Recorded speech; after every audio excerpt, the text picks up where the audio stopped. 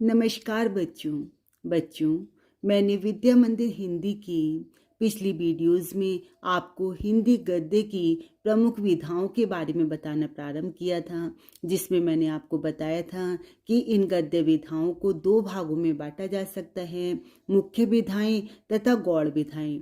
तथा मुख्य विधाओं में मैंने आपको नाटक तथा एकांकी के विषय में बताया था। चलिए आज मैं आपको हिंदी गद्य की एक अन्य मुख्य विधा कहानी के विषय में बताती हूँ।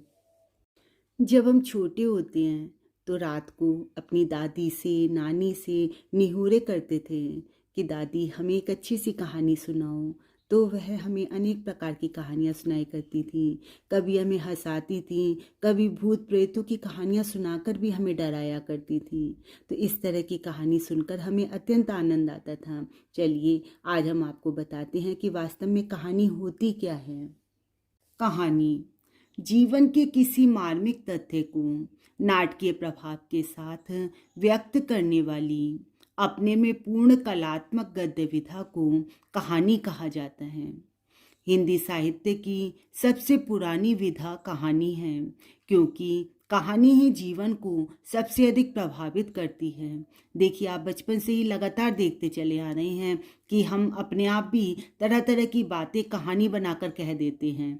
हिंदी कहानियों में मुंशी प्रेमचंद की कहानियों ने जीवन के यथार्थ का विशेष दर्शन कराया। मुंशी प्रेमचंद की कहानियाँ बहुत ही अधिक प्रसिद्ध थीं।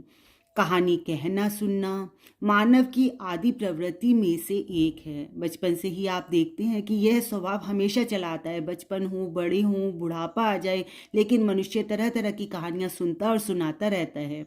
हिंदी की प्रथम कहानी कौन सी है, इस पर विवाद है, लेकिन अधिकांश समीक्षकों ने किशोरीलाल गोस्वामी की इंदुमती को प्रथम कहानी माना है। देखिए बच्चों, यहाँ पर ये प्रश्न बनता है कि हिंदी की कौन सी कहानी सबसे प्राचीन मानी जाती है। तो आप बताएंगे कि इंदुमती। इसके अतिरिक्त आपसे पूछा जा सकता है इंदुमती कहानी के लेखक कौन हैं। तब आपका उत्तर होगा इंदुमती कहानी के लेखक किशोरीलाल गोस्वामी हैं। अथवा एक प्रश्न ये आता है किशोरीलाल गोस्वामी की एक कहानी का नाम बताइए। तब आप लिखेंगे किशोरीलाल गोस्वामी की कहानी इंदुमती है। भारतेंदु युग के कहानीकारों में अंबिका दत्त व्यास, चंडी प्रसाद सिंह आदि हैं तथा द्विवेदी युग के प्रमुख कहानीकारों में किशोरीलाल गोस्वामी, जयशंकर प्रसाद, मुंशी प्रेमचंद, चंद्रधर शर्मा गुलेरी, विशंबर नाथ शर्मा कौशिक के नाम विशेष उल्लेखनीय हैं। स्वतंत्रता के पश्चात महिला कहानीकारों में शिवानी एवं मन्नू भंडारी का कार्य सराहनीय है। चलिए बच्चों, अब आपको परीक्षा के लिए कुछ महत्वपूर्ण प्रश्नोत्तर बताते हैं। कहानी किसे कहते हैं? जीवन के किसी मार्मिक तथ्य को नाटकीय प्रभाव के साथ व्यक्त करने वाली अपने में पूर्ण कलात्मक गद्य विधा को कहानी कहा जाता है। प्रायः यह दिन प्रतिदिन की किसी घटना को आधार बनाकर लिखी जाती है। यह गद्य विधा पाठकों को अपनी यथार्थपरता और मनोवैज्ञानिकता के कारण प्रभावित करती है। ये तो आप सभी जानते हैं कि जब आप कहानी को पढ़ते हैं या कहानी को सुनते हैं तो आपको उसमें अत्यधिक आनंद आता है। तो यह जो कहानी है, यह गद्य विधा वह पाठकों को या श्रोताओं को अपनी यथार्थपरता और मनोवैज्ञानिकता के कारण प्रभावित करती है। कहानी के तत्वों का उल्लेख कीजिए। कहानी में प्रायः 6 तत्वों की प्रधानता होती है।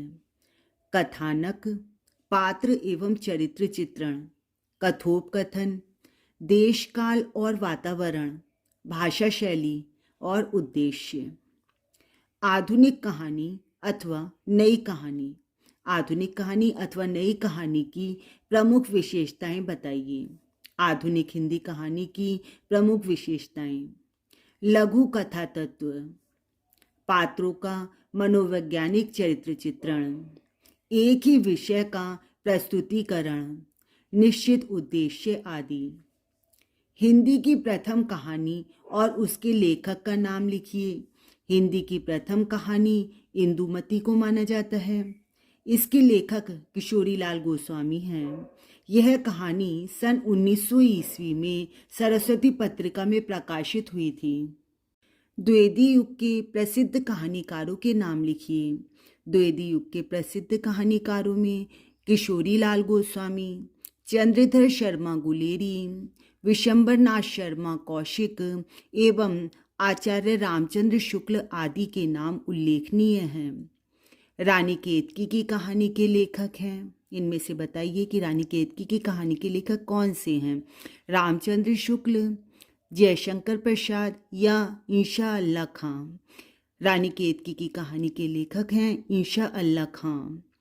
मुंशी प्रेमचंद की प्रमुख कहानियों के नाम लिखिए। मुंशी प्रेमचंद ने बहुत सी कहानियाँ लिखी थी, उनके नाम देखिए। मुंशी प्रेमचंद की प्रमुख कहानियाँ: पंच परमेश्वर, नमक के दरोगा, कफन, बड़े घर की बेटी, शतरंज के खिलाड़ी, पूस की रात, ईदगाह, आत्माराम आदि। देखिए बच्चों, जैसे मुंशी प्रेमचंद की मैंने आपको अनेक कहानियाँ बताई, इनमें से किसी भी प्रकार का प्रश्न आपकी परीक्षा में आ सकता है। आपको किसी भी कहानी का नाम देकर आपसे पूछा जा सकता है कि यह कहानी किस लेखक की है। आपसे पूछा जा सकता है कि कफन के लेखक कौन है, तब आप बताएंगे मुंशी प्रेमचंद। तो इस तरह आपको मुंशी प्रेमचंद की भी सभी कहानियों के नाम अच्छी प्रकार से समझकर परीक्षा के लिए तैयार करने हैं। प्रेमचंद के समकालीन दो कहानीकारों के नाम लिखिए तथा उनकी प्रमुख कहानियां बताइए। प्रेमचंद के समकालीन कहानीकार तथा उनकी कहानियां: राजा राधिका रमण प्रसाद, उनकी कहानी है कानों में कंगना। विशंबर नाथ शर्मा कौशिक, इनकी कहानी है कलाकार का दंड। जैसे उनके दिन फिरे, इस कहानी संग्रह के रचयिता का नाम लिखिए। जैसे उनके दिन फिरे इस कहानी संग्रह के रचयिता हैं हरिशंकर परसाई। निम्नलिखित कहानियों के रचनाकार बताइए। इंदुमती, बोलगा से गंगा, गोरा बादल की कथा, पर्दा, आकाशदीप, ज्ञानदान। देखिए, इंदुमती कहानी के रचयिता हैं किशोरीलाल गोस्वामी। बोलगा से गंगा के रचयिता हैं राहुल सांकृत्यायन। गोरा बादल की कथा के रचयिता जटमल। पर्दा के रचयिता यशपाल तथा आकाशदीप के लेखक जयशंकर प्रसाद। ज्ञानदान के यशपाल। छायावादी युग के सबसे प्रसिद्ध कहानीकार का नाम लिखिए। छायावादी युग के अत्यंत प्रसिद्ध कहानीकार थे मुंशी प्रेमचंद।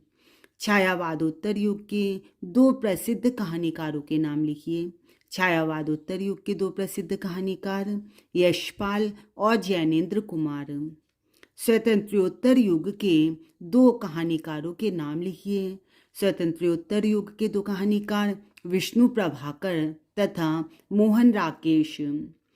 हरिशंकर परसाई की जैसे उनके दिन फिरे किस विधा की रचना है। इस तरह से आपको कुछ भी अलग अलग विधाओं के नाम दिए जा सकते हैं और आपसे पूछा जा सकता है कि यह किस विधा की रचना है। तब आपसे पूछा जा रहा है उपन्यास की है, कहानी, निबंध या नाटक की। तो आपका उत्तर है कहानी विधा की। जिंदगी और जोंक के लेखक बताइए। जिंदगी और जोंक के लेखक हैं अमरकांत। बच्चों, मुझे उम्मीद है कि आपको कहानी विधा के बारे में बहुत अच्छी प्रकार से समझ में आया होगा। मैं आपको इसके पश्चात निबंध, आलोचना आदि गद्य विधाओं के बारे में बताऊंगी। परीक्षाएं बहुत ही नज़दीक हैं। आप इन सभी के प्रश्नोत्तर अच्छे प्रकार से समझकर याद करते रहिए। मेरी वीडियोस को लाइक और शेयर करते रहिए और यदि चैनल सब्सक्राइब नहीं किया है तो सब्सक्राइब के रेड बटन को भी अवश्य दबाइए। धन्यवाद।